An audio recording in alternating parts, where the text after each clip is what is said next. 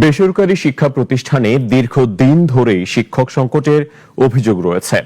বারবার গণবিজ্ঞপ্তি দিয়েও পূরণ হচ্ছে না হাজার হাজার শূন্য পদ।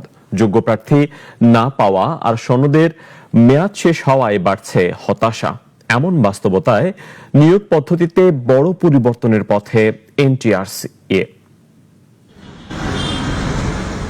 বেসরকারি শিক্ষক নিয়োগে কাঙ্ক্ষিত সাড়া না পাওয়ায় কাঠামোগত পরিবর্তনের পথে হাঁটছে বেসরকারি শিক্ষক নিবন্ধন ও প্রত্যয়ন কর্তৃপক্ষ এনটিআরসি।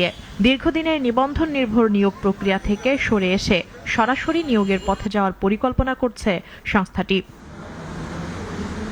2026 সালের 4 জানুয়ারি 67,000-এর বেশি শূন্য পদে গণবিজ্ঞপ্তি দেয় এনটিআরসি।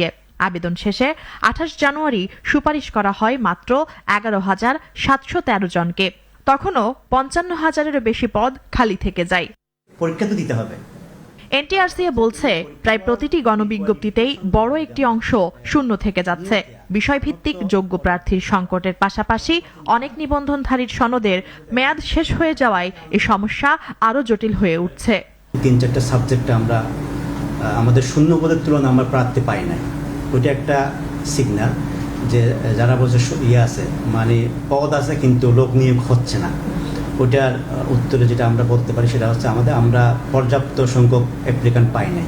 এই পরিস্থিতি মোকাবিলায় নিবন্ধন পদ্ধতি থেকে সরে এসে সরাসরি নিয়োগ বিজ্ঞপ্তি দেওয়ার পরিকল্পনা করা হচ্ছে। পয়েন্ট হচ্ছে 1:1, অর্থাৎ আমি আমার যে কয়টা পদ আছে আমি সেই কয়জনকে চূড়ান্তভাবে আমি নির্বাচিত করব, সুপারিশ করব।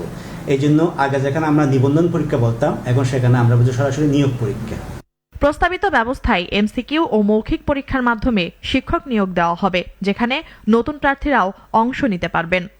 রিটেনটাকে বাদ দিয়ে এমসিকিউ যাতে দ্রুত সময় নেওয়া যায়, প্লাস এটাও দেখা হয়েছে যাতে আমাদের কোয়ালিটি যাতে বজায় থাকে। নতুন এই পদ্ধতিতে স্বচ্ছতা ও নিরপেক্ষতা নিশ্চিতের কথা বলছে এনটিআরসি। একই সঙ্গে পূর্বে নিবন্ধন পেয়েও নিয়োগ বঞ্চিতদের জন্য আলাদা সুযোগ তৈরির বিষয়টিও বিবেচনায় রয়েছে।